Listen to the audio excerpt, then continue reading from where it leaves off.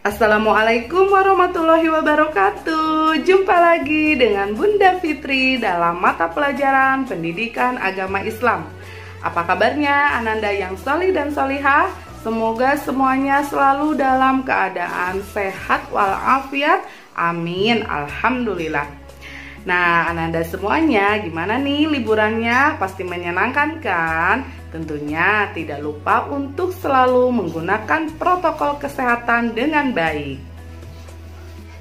Di semester genap tahun ajaran 2020-2021, meski kita masih belajar dari rumah, tetap semangat ya, jaga kesehatan dan selalu bahagia.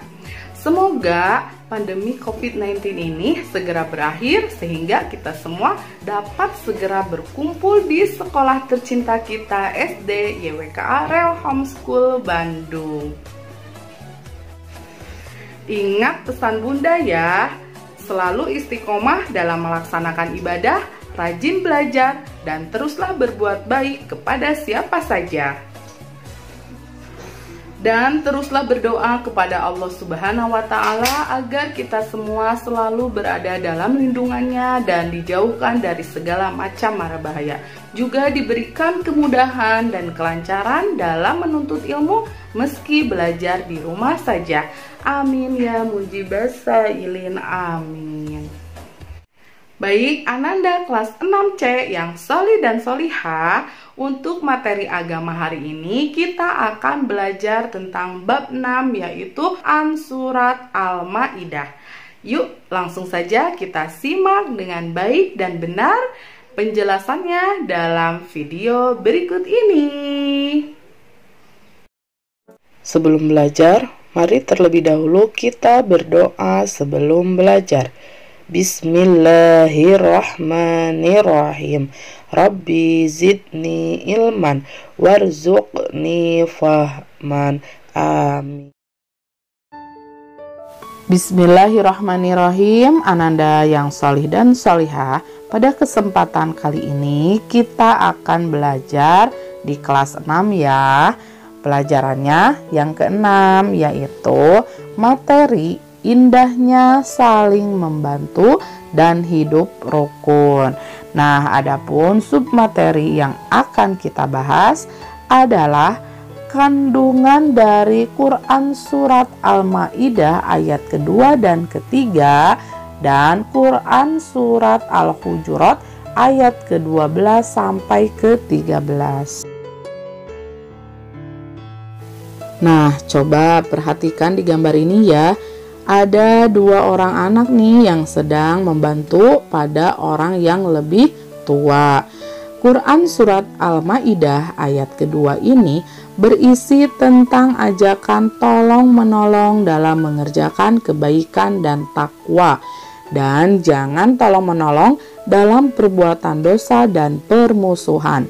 Jadi Allah mengingatkan kepada kita bahwa kita itu harus saling tolong-menolong itu dalam suatu perbuatan yang baik.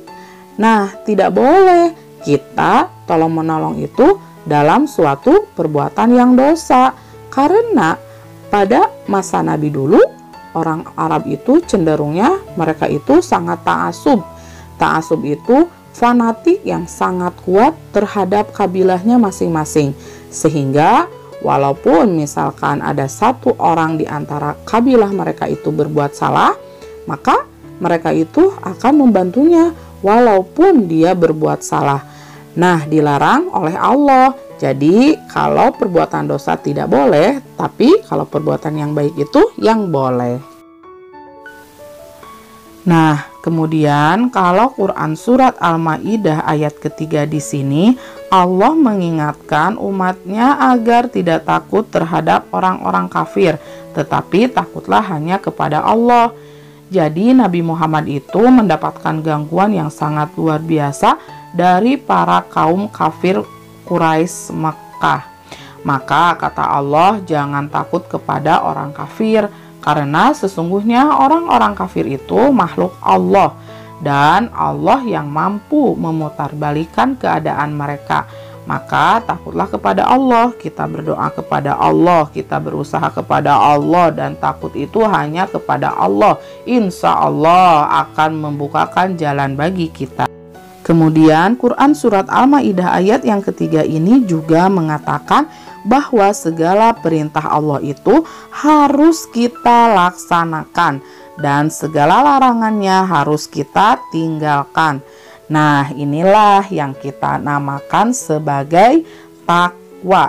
Jadi takwa itu mengikuti seluruh perintah Allah kemudian menjauhi semua larangan.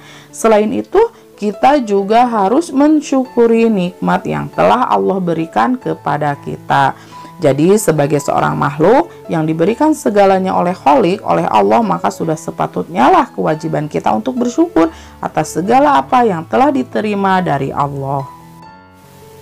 Oke, nah sekarang kita akan membahas Quran surat Al-Hujurat ayat ke-12 dan ke-13.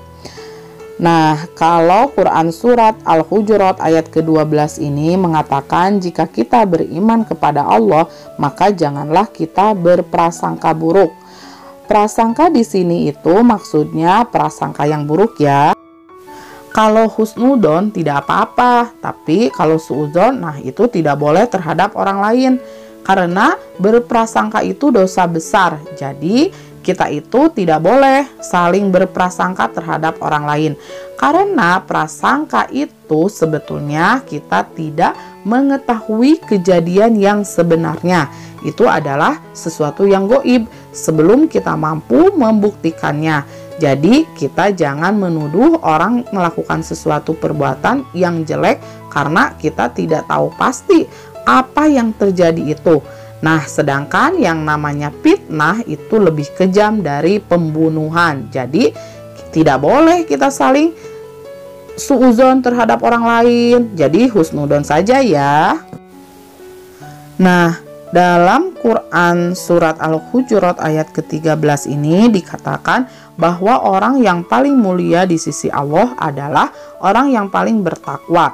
Jadi orang yang paling mulia di sisi Allah itu bukan orang yang paling kaya, bukan orang yang paling ganteng, bukan orang yang paling cantik, yang paling pintar, bukan. Tapi yang paling mulia di sisi Allah itu justru orang yang paling bertakwa kepada Allah. Jadi orang yang paling banyak mengikuti perintah Allah dan paling banyak menjauhi larangan Allah itu ya, menurut Quran surat Al-Hujurat ayat ke-13. Jadi bukan karena keturunannya, bukan karena dia anak sultan, bukan ya, tapi karena ketakwaannya kepada Allah. Kemudian dalam Quran surat Al-Hujurat ayat ke-13 juga dikatakan bahwa kita sebagai seorang manusia adalah makhluk yang sifatnya sosial ini diciptakan Allah dengan keanekaragaman. Karena itu selayaknya kita saling mengenal, bukan saling memusuhi. Jadi Allah menciptakan manusia itu dengan keragaman ya. Jadi ada bangsa Eropa, ada bangsa Arab, ada bangsa Asia.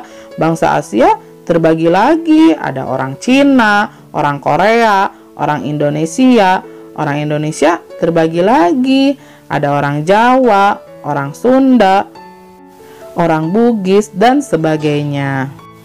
Nah, Allah menciptakan keanekaragaman dalam jenis-jenis manusia ini, apakah itu dalam bentuk fisiknya ataupun dalam bentuk sifatnya. Nah, dengan keanekaragaman ini justru kita seharusnya bisa saling mengenal, bisa saling melengkapi. Bukan perbedaan itu menjadi permusuhan di antara kita.